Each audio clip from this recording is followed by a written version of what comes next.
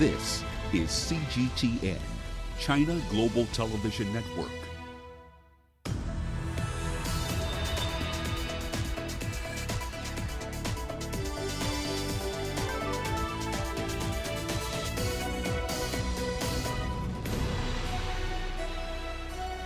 Hello there, welcome to this edition of Global Business Africa. In the course of the hour, we'll run through the business news stories you need to know about from Africa and beyond. Quite a bit to get through, but let's fast go through the markets. A fair bit of red ink right across the board here for you. Some interesting news on the deals front, however, from East Africa. Allianz Africa has entered into an interesting deal with the Jubilee Group Holdings, East Africa's largest insurance firm, that's worth at least $100 or so million, roughly 10.8 billion Kenyan shillings. The deal essentially for a series of stakes in units in Kenya, Uganda, Tanzania and Burundi, but it's still not 100% clear what stakes go into what company and which businesses are essentially not part of the deal. You can expect to hear from the group chair, however, in tomorrow's edition of Global Business. Here's what's coming up. South Sudan and Sudan reach a crucial oil agreement that will ease their mounting economic pressure. Unemployment in South Africa soars to record levels in the second quarter. And the OECD is calling for an end to data bottlenecks to unlock global sustainable funding.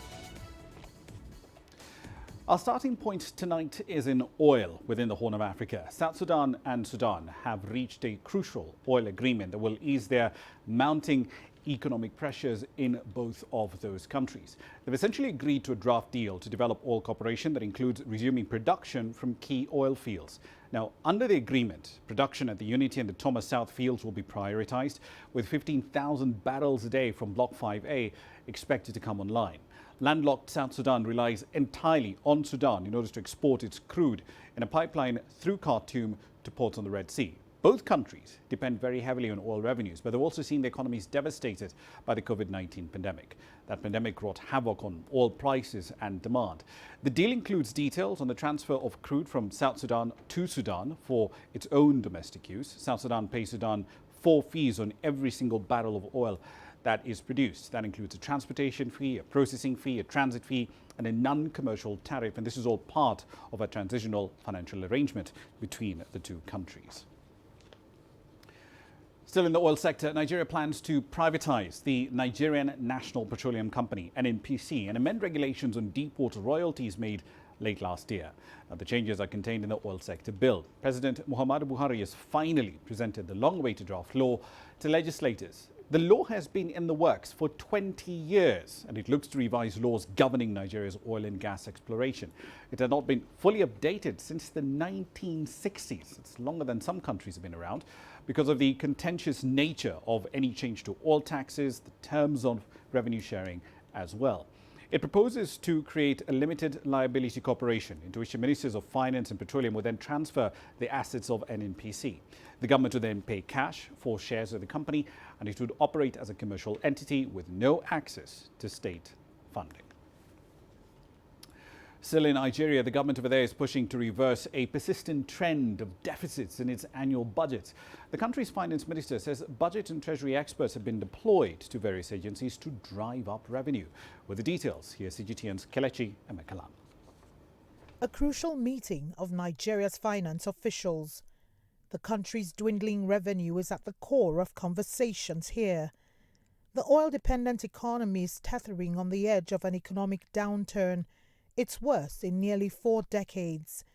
It is fueled by the fall in price of crude oil and the effects of the COVID-19 pandemic. We are all aware that we are facing serious fiscal challenges as a nation, and the only solution available to us is to diversify from the volatile oil revenue and look inwards into the non-oil revenues with special attention to the federal government-owned enterprises. The government reported a 50% drop in revenues in the first half of the year.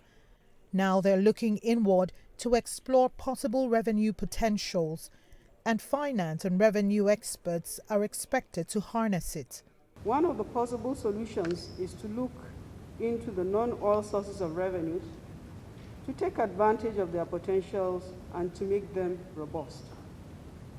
We have seen the positive impact on the increase in in VAT revenue through the instrumentality of the Finance Act 2019, and also the efforts that have been taken by various arms of government in diversifying the revenue base of government by the revenue-generating agencies. An important sector with huge potentials of revenue generation is the federal government-owned enterprises. The analysis of the revenue and expenditure profile of some of these federal government-owned enterprises show that they have the capacities for improved revenue generation performance. The vision of this initiative is to ensure that we achieve transparency and accountability of government revenue with special focus to federal government-owned enterprises, improved revenue performance, and ultimately provide sustainable source of funding for government budget execution. Nigeria's budget deficit for 2020 stands at $27.2 billion. Government has been borrowing to meet up with the shortfall. The Bureau of Statistics puts the country's total debt stock at a staggering $74 billion. But authorities are optimistic about the prospects of government-owned agencies for improved revenue performance. Kelechi Emekalam, CGTN Abuja, Nigeria. Now, you normally wouldn't be speaking about green bonds in the Middle East or North Africa in the exact same sentence. It often seems like a bit of a contradiction. But Egypt is set to issue sovereign green bonds. They will be the first of their kind from that region.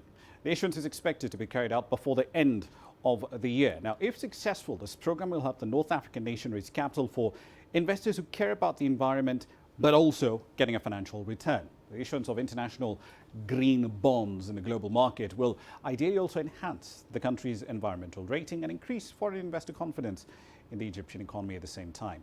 The country has a portfolio of eligible green projects worth about $1.9 billion, of which approximately 16% are in renewable energy, 19% are in clean transportation, 26% is in sustainable water and waste management, and 39% is in pollution prevention.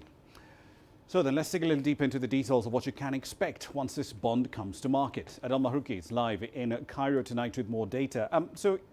Adel, let's start with a bit of context here, because Egypt came to market back in May, raised at least $5 billion in 3 Eurobond notes barely 3 months ago, and that was oversubscribed with $22 billion in bids. So why issue a green bond instead of just raising capital as it usually does through a conventional Eurobond? Well, it sounds like a puzzle, as you've mentioned, basically because even the green bonds that Egypt is offered and actually has offered today, they are roughly in about 750 million US dollars with about 5.25% yield. And that's actually a step up. Egypt was initially planning to offer just 500 million US dollars, and it stepped up and pushing down the yield by 50 base points because of the appetite. Again, Egypt proves to have a lot of appetites for its debt tools in the international market. But as you've mentioned, so basically there isn't really much of an incentive in terms financials for Egypt, but it is also quite a longer term of finance instrument. And Egypt basically has been looking not to tap into just green bonds for the sake of limiting its financial options into just renewables or green businesses in general. But Egypt actually, with this move, according to the finance minister of Egypt, Egypt will be increasing its environmental ratings globally because, of course, the green bonds are becoming a trend. Estimated $97 billion by the end of this year globally. And also, according to a source very close to the finance ministry, said that during the presentation, Egypt has seen the attendance of investors who, for the very first time, approach the country. So diversification, Ramah, is the key here, to diversify and approach new investors, attracting them to come to Egypt. Indeed, there's clearly a lot of capital trying to essentially buy into this. But again, just going back to the bottom line, are there any specific tax benefits that this green bond enjoys which other Egypt-issued foreign debt will not enjoy? So this is a sovereign green bond, basically a government green bond offered by the Egyptian government itself, and therefore there isn't really any incentive for the government to give itself. But of course, because it's going to be for green projects, they usually by law get tax cuts and other facilitations in Egypt, but that does not really affect the finance instrument itself. But Egypt is trying to redefine its debt instruments in general. It wants to shift into long-term financing. So by June 2022, Egypt hopes that 52% of its debt shifts into long-term finances to push down the fiscal debt and to push down, of course, with the overall repercussions of the finances that we get in general. And Egypt, with that move, is basically trying to have, first of all, tap it for the first time and see how it will affect. Of course, there is a lot of buzz going on, as you said, the first country in the region. So that in itself is promoting the country in terms of investments and green environment. Also, Egypt, just 4 days ago, has launched a new initiative called Eco Egypt, and it plans with that to rebrand the country as an environmental friendly nation, whether it goes for ecotourism or investments and infrastructure as well. So in general, this whole process comes to fit in with Egypt going into the green trend. Indeed. So one last question for you. Egypt, of course, has been investing heavily into renewables, particularly solar power, including the Benban solar power plant. It's feeding about 1.5 gigawatts of generation capacity that's already online into the national grid. Do we know if the proceeds from this bond will go into other renewable projects like this, or mostly renewable power, or is it going to be split up differently? So Egypt's in general has, as you've mentioned, $1.9 billion of portfolio in green projects. And no need to just repeat the distribution that you've mentioned, but according to the finance minister, these new green bonds will go into all sorts of infrastructure, to invest in the infrastructure so that Egypt in general can increase its efficiency in consuming power. And that's the broad line that Finance Minister Maït has said about using these green bonds. No further details have been given yet, but we're waiting as the government to give the final confirmation of the $750 million in the first green bond Egypt ever offers. Indeed. We'll leave it there for the time being. Adel Mahrouki in Cairo. Thank you. Now, the Pan-African housing development financier Shelter Freak has signed an MOU with 2 Chinese construction firms aimed at scaling up the development of large-scale affordable housing projects in Kenya and other Shelter Freak member states. Now, the agreement is expected to boost Shelter Freak's mandate of providing decent and affordable housing in Africa. It was signed, of course, in Nairobi. Elsewhere, the South African property developer Calgro says it sees a further loss of more than 87% in the year to end August, with the suspension of construction activities due to the lockdown. And that's expected to weigh down on revenue. The affordable housing developer says it expects headline losses per share of about 26 to 26.60 cents a share, compared to the headline loss of about 3.24 cents in a comparable year. Losses per share for the full year should be somewhere in the region of 30.31 to 30.61 cents per share. In telecommunications, Nokia is set to become a major beneficiary of Huawei being blocked from the UK's 5G networks. The Finnish telecommunications firm has struck a deal to become the largest equipment provider to BT, the UK's largest single telco. Nokia will now provide additional base stations and antennas to let EE customer devices as well make calls and transmit data through the UK firm's 5G radio access network. The deal will also see Nokia replace Huawei in BT's 2G and 4G data networks. And finally, Alphabet's Google unit is set to win EU antitrust approval for its $2.1 billion acquisition of the fitness tracker maker Fitbit, with its latest concessions to address EU antitrust concerns. Google has offered to restrict Fitbit data, and that's a pledge similar to an earlier one made to the European Commission. It has also offered to make it a lot easier for rival makers of wearables to connect to the Android platform by offering them access to Android application programming interfaces as easily as possible. That's a run through your company headlines. You're watching Global Business Africa. Here's what's coming up next.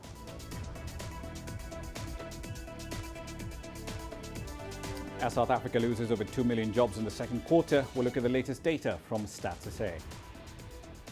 And oil terminals in Libya are reopening after an end to blockades. The details coming up shortly. The world economy as we know it is about to change. Global business reports highlight emerging markets, developing countries, and dynamic sectors worldwide. We feature top analysts and newsmakers to provide perspectives on every facet of business. From an on-the-ground perspective, we provide you with balanced and objective assessments. Fast, sharp, and insightful. Global business, only on CGTN. There's more to this place than just glorious landscapes. There's more to it than just, say, Table Mountain or glorious, endless salt flats. There's more to it than countries that are home to some of the deepest mines in the world. There is so much more to this place, even if it is home to some of the finest diamonds on the planet. It is the sheer diversity of the people who call Southern Africa home and the relentless drive to make it a better place that make it so special. And we know that because this too is home.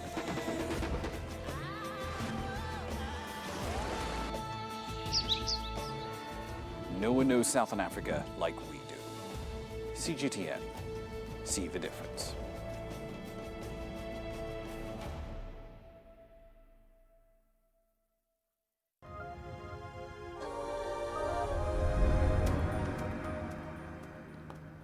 Welcome back to the program. Now, the number of people with jobs in South Africa fell to the lowest level in 9 years in the second quarter of 2020, even as the official unemployment rate declined. Now, according to Stat.SA, the number of people who are unemployed fell by who are employed fell by 2.2 million to 14.1 million in the quarter. That's the lowest since the third quarter of 2011. The official unemployment rate in Africa's most industrialized economy now stands at 23.3% compared to the first quarter's figure of just over 30%.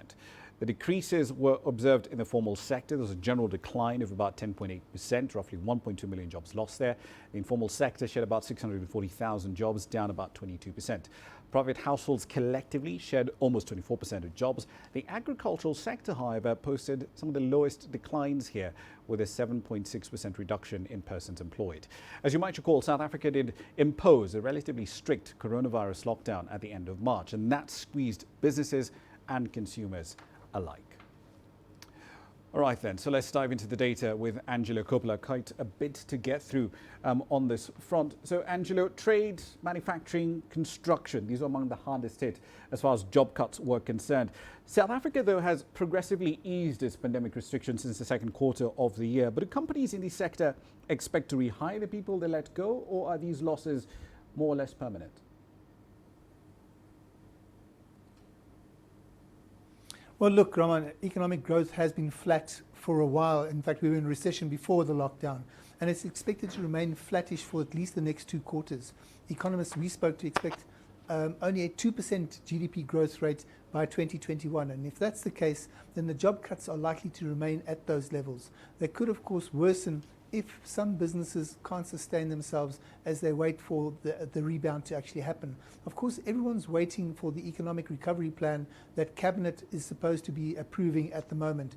It was spoken about and announced by President Ramaphosa a couple of weeks back, but there's still no news on that front. And of course, we also need to see the meat on that particular skeleton and the actual plans and timelines. And perhaps most importantly, who's going to drive it? So it's expected that those job cuts are going to remain there for the time being, Raman. Indeed. So one other thing that stood out for me with the data from Stat.SA was that only 17% of those who are still employed were able to work from home. Do industry bodies expect this number to rise, or is this essentially about as high as it goes? Because, I mean, we can't imagine forklift operators working remotely from their homes now, can we?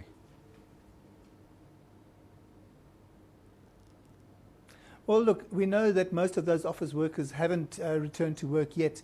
In fact, we're hearing that some of the bigger corporates in South Africa are only expecting a mass return to work in 2021. And that's because the risk managers are playing a cautious game here and are anxious about what's going to happen if there is a second wave.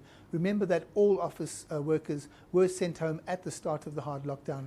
and most have remained there. So we're waiting to see how that's going to play out. But there are skeleton staff numbers that are increasing as we go down to this level 1 that we're at right now, but that number is not going to get any higher. But there's also another issue here. If corporates believe that by keeping staff working from home will make them more efficient, and the corporates then can reduce their rental overheads, then, well, it makes a bit more sense to not get back to the office space again. Of course, there are questions around those long-term rental contracts, but I haven't met a lawyer who can't find a loophole in a contract yet. So we drive through the city every day and we see the number of empty buildings, advertising office space increasing on a daily basis. So we may yet see that shift in work patterns happening as we speak, Raman. Indeed. One last question for you. So the headline unemployment number, this is a really interesting quirk. It fell down to 23.3% and about 700 basis points off the top of my head. But this is going to rebound, isn't it? Because as pandemic restrictions are lifted, people can start moving around yet again. And the 5.2 million people who are economically inactive now can essentially get back into the workforce.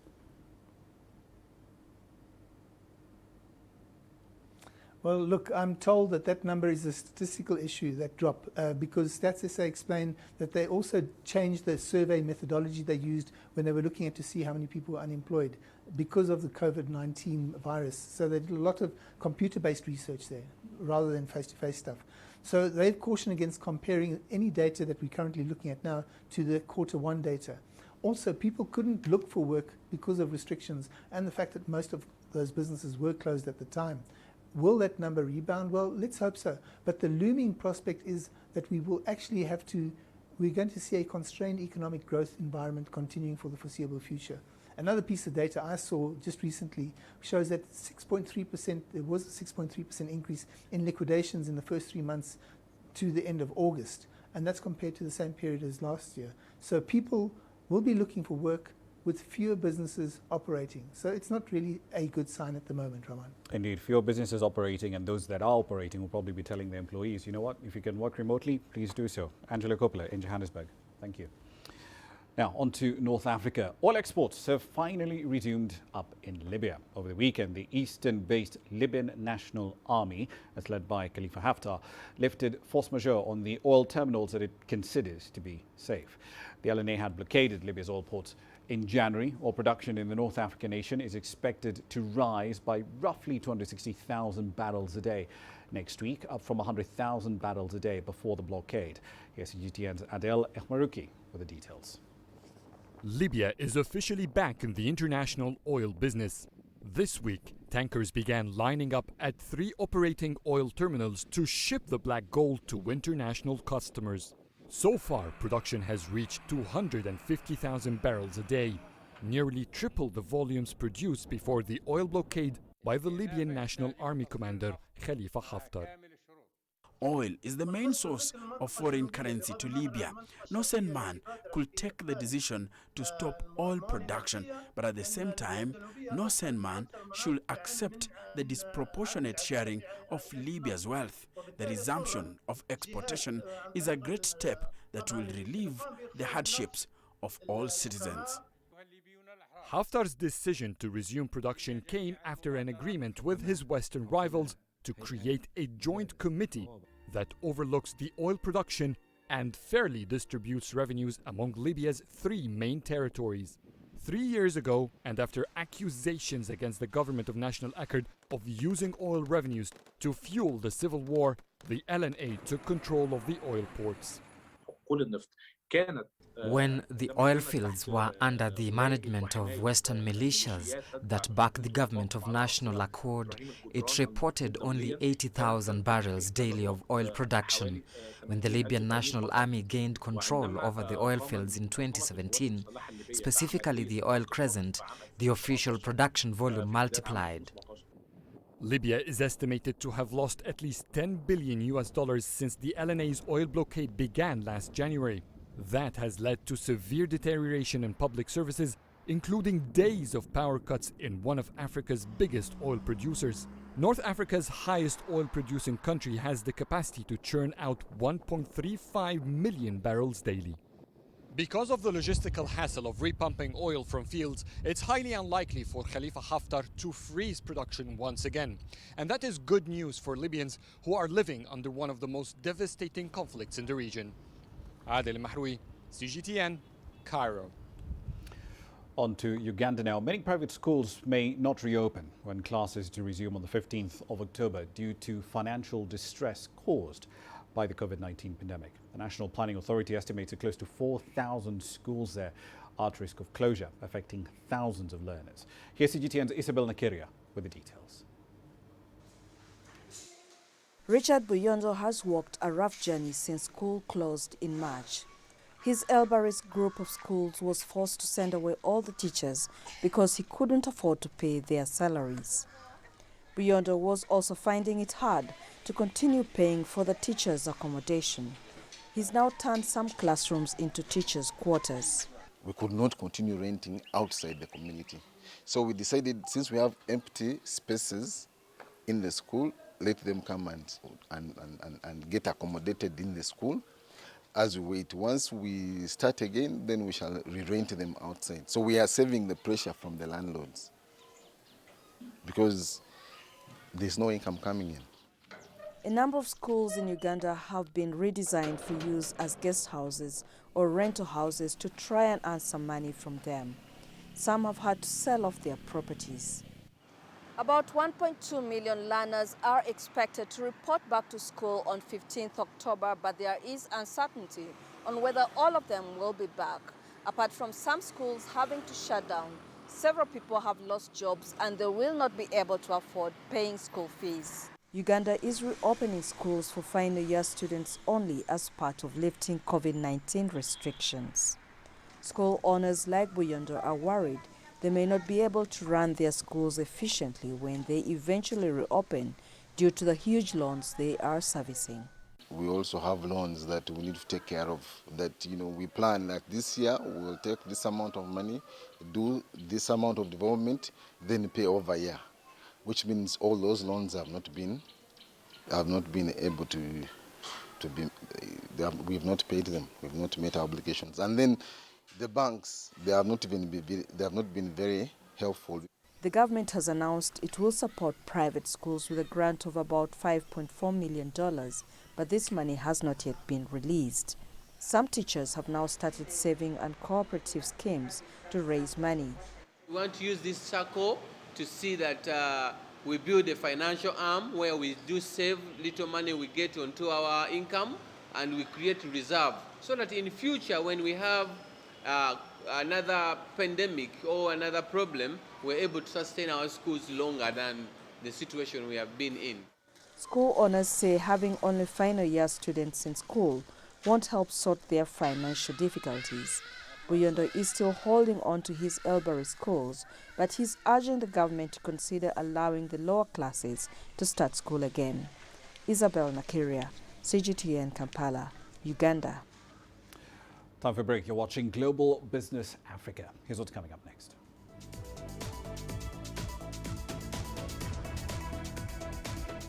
We'll take a look at the OECD's argument about data bottlenecks that are locking off the flow of global sustainable finance.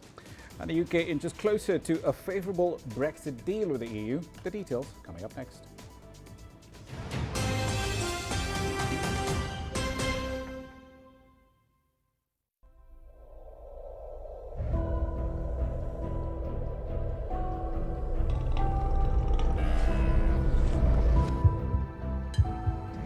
Taken me completely out of my depth, but at the same time it's exciting. It's new, it's different, it's a challenge. It's really exciting.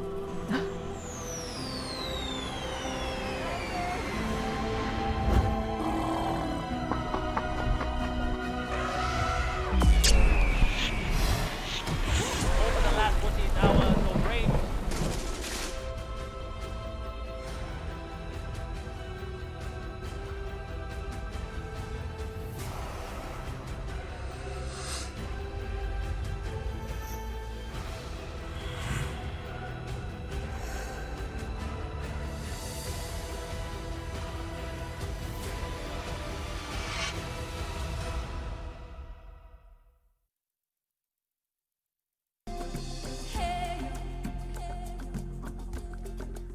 Accra is my kind of city. That's because when I'm here, I feel like I'm back home in Lagos or Abidjan, which are two of the major cities I grew up in.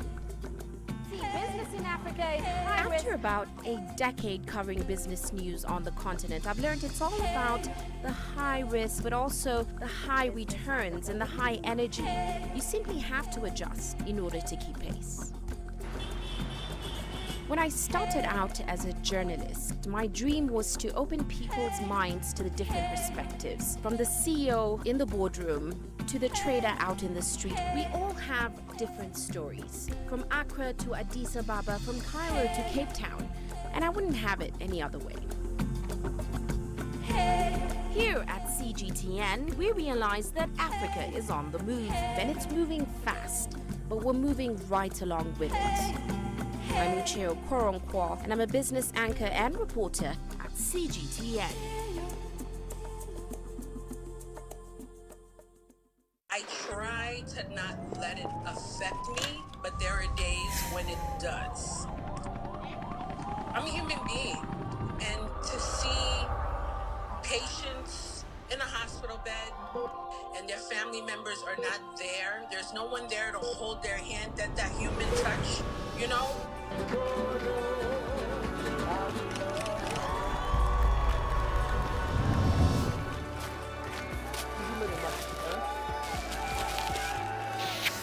I just hope everyone can remember that the situation is not permanent and that everything will get better eventually.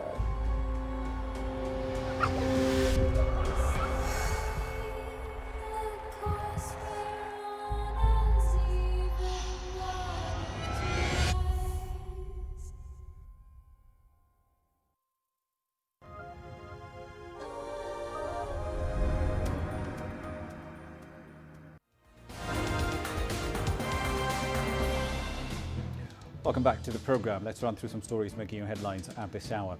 Military and police teams from eastern and western Libya are holding security talks in Egypt. The talks are being backed by the United Nations support mission in Libya. The UN mission has thanked the Egyptian government for supporting the talks and hosting them in the first place. The organization says it expects that the outcome of these face-to-face meetings will be factored in during the formation of a joint military commission. The global coronavirus death toll has now passed a grim milestone. 1 million people have died of this disease so far. The World Health Organization is warning that the figure could be an underestimate. The UN Secretary General Antonio Guterres says the world has reached an agonizing milestone. And over in West Africa, in Mali to be specific, ECOWAS says it will not be lifting sanctions just yet until all demands for a return to full civilian rule are met. According to the West African Economic Bloc's ambassador, who is a former president of Nigeria, Goodluck Jonathan, there are grey areas that still need to be addressed. This comes days ahead of the announcement of a new cabinet by the new Prime Minister, Mokhtar Wane.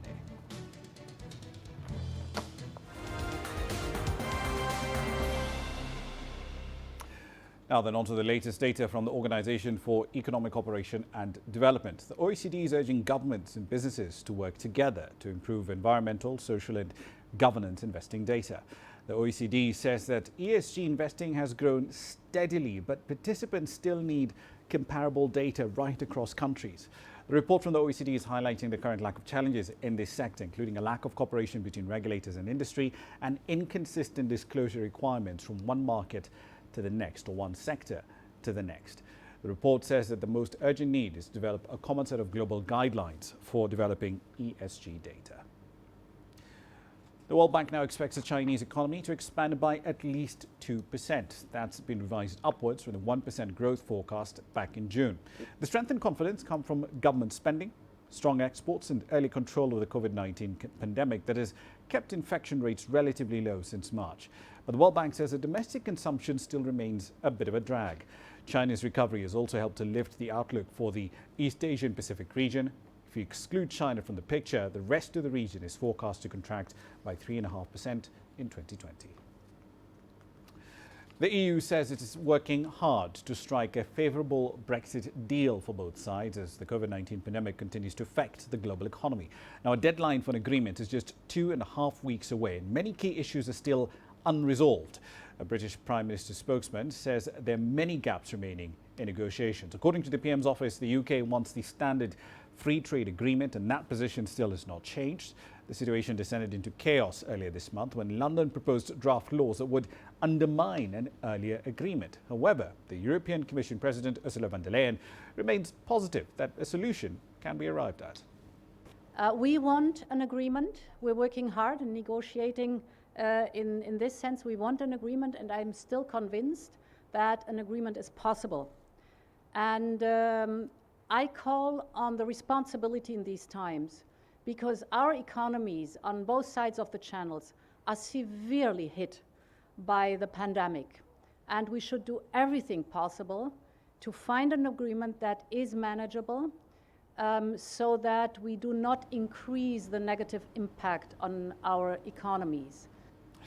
Staying with Brexit, as earlier reported, negotiations have stumbled over many different issues, but fisheries remains one of the main sticking points between the UK and the EU.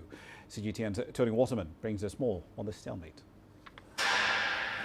Every year, thousands of tons of fish are sorted, sold, and shipped at this auction house along Belgium's coast. The business has been in Sylvie Bicas's family for generations. She took the helm 4 years ago, just as the UK voted to leave the EU. So you see the Dover sole, it's the most valuable fish we have, and it's mostly caught in British waters. It's not just Dover sole. Sylvie says that up to 80% of the fish here is caught in UK waters, an increasingly contentious issue in the ongoing post-Brexit trade negotiations. Both sides have dug in their heels, unwilling to relinquish claims to the lucrative and well-stocked waters. Yeah, it's their waters, but it has been built on historical data. Our main species are coming out of the British waters. That means that for us, the British, we don't have another option.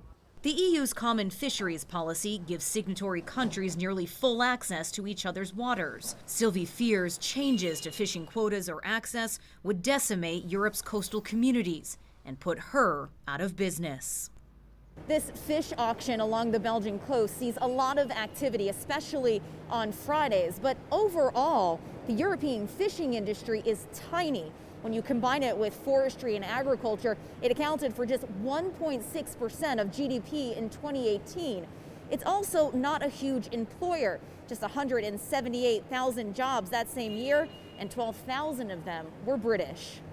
Given the relative size of the fishing industry, why do you think Brussels is fighting so hard on this issue? It's a primary sector. So together with agriculture, we are organizing the food production for many people. A coastline without a fishery sector is inconceivable.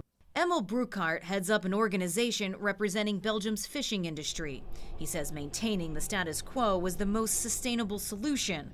But in the UK, fishing rights have become synonymous with national sovereignty, a main thrust of Brexiteers. Our own fleet surely has to come first. When we leave Europe, we've got to be looking at a bigger picture to get a better, sustainable fishing for our own country. Never mind these foreign lads. Most of the fish caught by UK fishermen is already sold to the EU, leaving some worried that a no-deal scenario, resulting in customs checks at the border, will also impact the ability to ship and sell.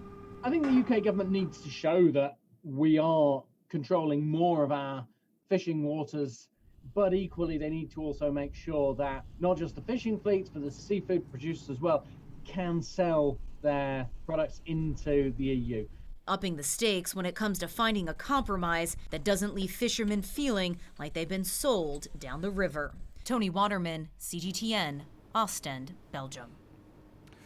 France, in the meantime, has rolled out essentially a free spending budget after $537 billion of emergency spending so far this year, designed to save the economy from the virus fallout. The government has now built its 2021 budget around a $100 billion recovery plan, first announced this month and partly funded by EU money. Here's CGTN's Ross Cullen with the details from Paris.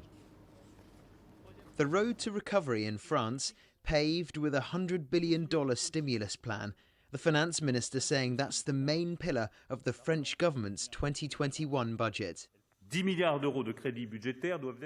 billion euros of the earmarked spending is for the end of 2020. 22 billion euros will have to be spent in 2021. On top of that, there will be a €10 billion cut in production tax from January 1st. You see, we are not wasting any time getting the money moving, which will allow our economy to recover. The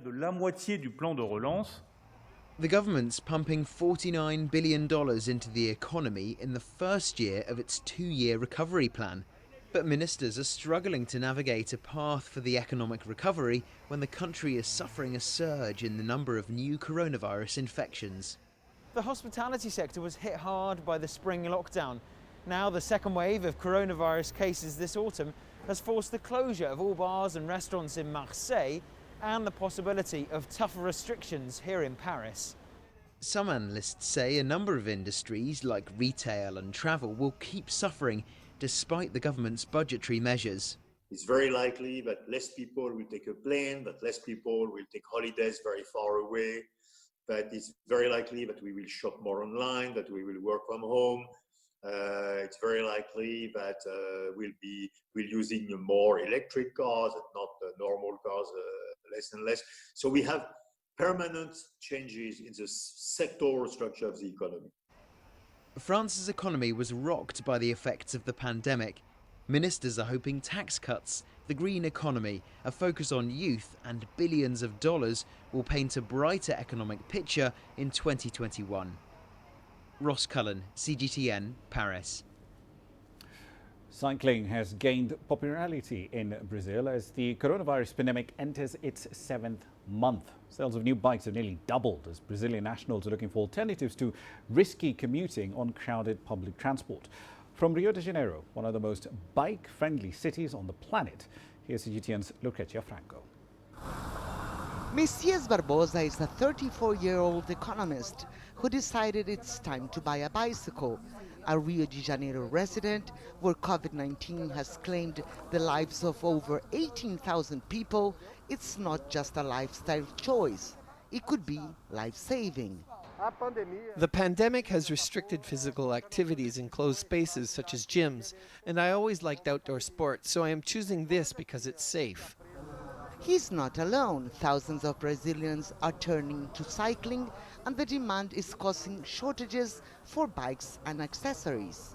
Bike shop owner Andre Hanfas is both excited and concerned as the waiting list for bikes is growing and supplies are shrinking. I've been in the business for 16 years and never been something like this. The demand has doubled in the last 3 months and we've been selling like never. It's difficult to maintain stocks. Bikes are running out. According to Aliança Brasil, Brazil's bicycle association, sales across Brazil were up 93% in August compared to the same month a year ago. Cycling was already trending upward before the pandemic, with new bike-friendly spaces springing up across the country.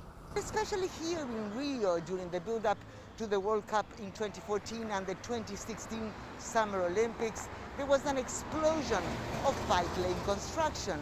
So when the pandemic hit, the infrastructure was already here. Rio has a 460-kilometer cycling network, and on Sundays, when some of the city's major avenues are closed to cars, there is a two-wheeled swarm. Rio boasts alternatives for both transportation through the downtown core and routes that offer breathtaking views for leisure. For shop owner Hanfas, the pandemic is the main factor in Rio's bicycle boom. I think people just think about this as a big solution for going out with safety. You can go it by yourself, you have your own space because you're always sitting on the bike. People can't get too close from you even if you're in a group. The bike boom may not end with the pandemic. The World Health Organization backs cycling as a major part of a post-pandemic green recovery. Lucrecia Franco, CGTN, Rio de Janeiro. Livestock theft is a global problem. In South Africa, it's certainly not a new issue. Stock theft is, in fact, a growing challenge over there. Farmers lose hundreds of livestock every month because securing large herds tends to be both difficult and expensive. On What's Hot Tonight, CGTN's Sumitra Naidu tells us about a new solution from Cattle Watch Africa. Cattle Watch Africa, a South African black-owned company, has come up with a collar that works through remote monitoring of animals. The farmer will have an app on their phone. That's all they need.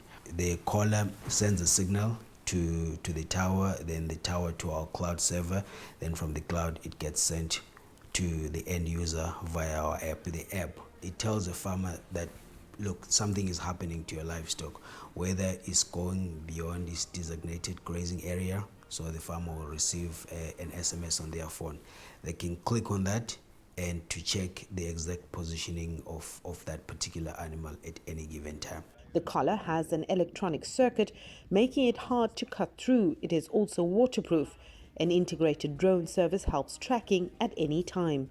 We can deploy the drone autonomously from anywhere in the world, really. We can be able to view everything that's happening to our farmers. It's just as a value add, and then we can be able to tell them that, look, they are intruders in your farm and they are in this particular area. We send that information to their local security, or in the in case of communal farmers, to their CPF, that's a communal policing forum, and the police as well. This is a very rural area in the Eastern Cape. As you can see, cattle and sheep roam freely here. And it's hard to keep track of them, and this is how sometimes they can get stolen. The collar uses artificial intelligence to memorize the normal behavior of an animal. If the animal is sick or acts abnormally, it is then immediately flagged and a notification is sent to alert the farmer. I'm happy with this tracker initiative. It will help us in protecting our livestock. We didn't know what to do anymore.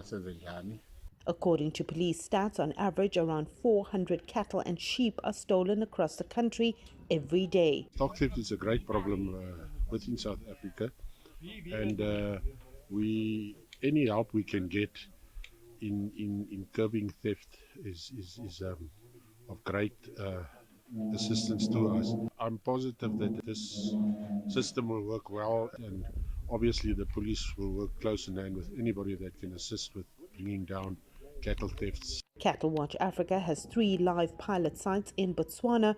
They are also looking at innovative ways to secure wildlife endangered species. Sumitra Naidu, CGTN in the Eastern Cape of South Africa. All right, then a quick run through commodity prices for you. This time, let's focus on something we all consume. Cocoa, not coffee. I love coffee, but let's focus on cocoa this time around. The prices have little changed at 1838 GMT, but they are nearly 5% higher so far in the year. Bloomberg has an interesting bit of reporting on this today, however. They're reporting that Ghana, the second largest producer of this commodity in the world, is actually reporting a much lower harvest than initially expected, 770,000 tons of beans coming out of the country. If you want a lower number, you've got to go all the way back to the 2014-2015 harvest season. Here's what's coming up next.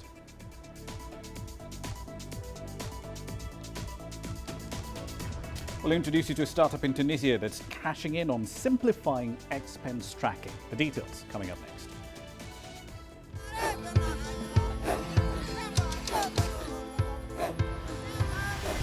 Africa is a continent of diversity, with varied climates and enchanting geography, and a people so distinct, but with a shared enduring spirit. We are at the heart of the continent to bring you the untold stories. Let's have a look. We celebrate Africa as it shapes its own destiny. Tunis, Cairo, Juba, Johannesburg, Ethiopia, Tanzania. Africa Live. Find your voice. You don't find the stories of North Africa by sitting on the sidelines.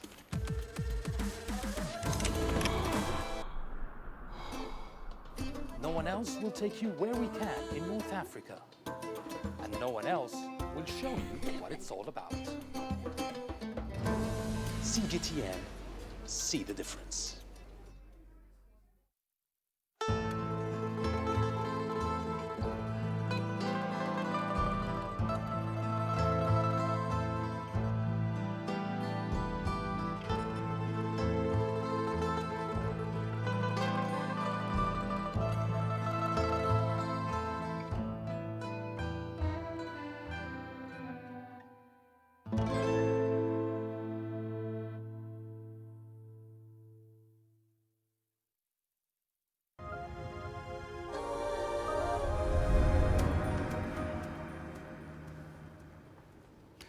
Welcome back to the program. Now, we've all been there at one point in time, sorting out receipts because you have to account for the money you're given. It's no fun. It sucks. But the right expense tracking app, ideally, should simplify the process down to a minute or two every day. Tonight on Grassroots, CGTN's Arin Chouachi takes up the story of Expensia. It's a Tunisian fintech startup that's trying to solve this particular problem and help businesses keep tabs on their expenses. Karim Jouini is a successful 34-year-old software engineer, the CEO of Expensia, a smart web and mobile solution that helps users efficiently manage their expenses reports and also addresses the issue of mobility and automation of expenses. Karim says his passion for launching startups started when he was in high school. I created my first software company when I was 15, actually in Tunisia. We used to do software for cyber cafes. And then I joined Microsoft as a software engineer, and then as a manager in the US, and then in Paris. And I left Microsoft to found Expensia now almost 6 years ago. Expensia helps companies in the complex expense report automation process with a zero entry, zero paper, 100% mobile and 100% integrated approach. Its customers buy the service and deploy it to the employees who have access to a mobile app. They just have to snap a photo of the receipt from any location in the world. Then the app's technology captures the photo and analyzes the receipt. I started Expensia with one of my best friends, Jihad, and we started Expensia because we hated doing our expense reports. So an expense report is when you're traveling and you have to spend money. So you go to a restaurant, you take a taxi, you go to the hotel, and usually you have to spend and your company reimburses you. So Expensia's mission is to automate expense reporting globally. According to recent data, Expensia is exhibiting a rapid international growth as it capitalizes on its unique position. Karim is hopeful that the Tunis-based startup will dominate the global market in the next 3 years, thanks to its team of talented, multilingual employees. So Expensia is in a competitive space. So we compete with European and American companies in our markets, but I believe we have the best solution, and we also have the most agile team. And being in Tunisia is super helpful, as you can invest more resources much faster than if you were in the US with a much higher cost. The 6-year-old company has European customers with African subsidiaries. Expensia now plans to expand beyond Europe by starting sales operations in the Middle Eastern, Asian and African markets. Expensia is the European leader in spend management for companies. It is also a legal archiver in more than 50 countries. It is the biggest and the most successful Tunisian startup. The company made a 3x growth in 2019. It is targeting a 10x growth over the next 3 years. Arin Chouachi, CGTN, Tunis. One last story for you in the hour, this one from Kenya. 2 young men who dropped out of school have impressed many with what they're able to come up with in the real world. CGTN's Nick Mudimba caught up with the innovators who are working on the outskirts of the capital, Nairobi. This is his report on their journey into the world of applied mechanics. Just 20 kilometers from Nairobi City, you are welcomed by Moses Njoroge and David Gato in their compound. They stay here with their grandmother who gave them some space to work on the innovations. They call it the backyard. Here we find wooden gadgets they have made, a virus decontamination system machine, an upper limb prosthetic arm, and the list goes on. Surprisingly, the two dropped out of school in the early stages of education. Here they make everything from junk. I was born with this curiosity mind, and I thought instead of going on with this high school thing, let me start making what I want, or the passion that I have inside. And I started designing some gadgets, doing some mathematics here and there. One of the key innovations is the virus disinfection machine. David explains scientifically how the gadget works. This decontamination system, this chamber on the left side, it's the one that uses high voltage to smash the oxygen particles. And whenever oxygen particles, they are heated by a high voltage, they produce a certain electromagnetic wave. The two men have used the science of neuroprosthetics to understand how human beings relate with machines. Whenever I close my eyes or I deep think, I emit this band of frequencies ranging from 9 to 12 cycles per second, known as the alpha waves. These signals are tapped by this gadget, and they are amplified, they are filtered, then converted to electronic current, and then transmitted externally to control various electrical and mechanical devices.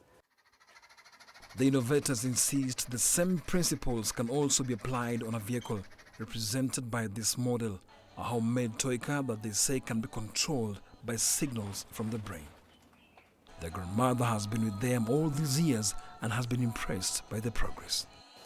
These innovations are purely a blessing. I also don't understand. He didn't get any of the ideas by going to school. It's just a blessing. He started repairing watches, later on he focused on phones, and now he makes so many things. And I don't understand what they make. When they make these things, they don't talk to anyone. But for Moses and David, their quest is to empower those able to innovate but who don't have adequate education. My dream, or our dream, is to have a facility where we'll be able to gather all the like-minded people in this field, because most in organization, they don't give people who are maybe Form 4 leavers and other people who aren't educational. Coming up with such innovation like this prosthetic hand, of course, takes passion and so much time. But for them, they've been using zero budget just to come up with such a prototype, which I must tell you needs so much IQ and, of course, time to make sure you come up with such. Nick Mudimba, CGTN, Nairobi, Kenya. All right, and a quick run through currencies here for you. So Kenya's rate-setting body, the Monetary Policy Committee, did meet today in the afternoon. They essentially left rates essentially where they were, unchanged 7%. What's of more interest, however, was some of the data that they included in the statement. Leading economic indicators, they say, points to a strong recovery in the third quarter relative to what we saw in Q2. Q2 economic data, for the record, does come out sometime tomorrow. We'll be examining exactly what sort of green shoots they're looking at and how viable this recovery might be, at least in Q3 and Q4 of 2020, in tomorrow's edition of Global Business. See you then. For now, that's it for this edition of Global Business Africa. As always, we'd like to hear your thoughts on the content you've seen on the program. In a bit more detail, there are many ways to get your thoughts back to us. All of them are on your screens right now. I'm Ramah Nyang in the Kenyan capital, Nairobi. Thank you for your company in the last hour. The World Today is up next from Washington, D.C.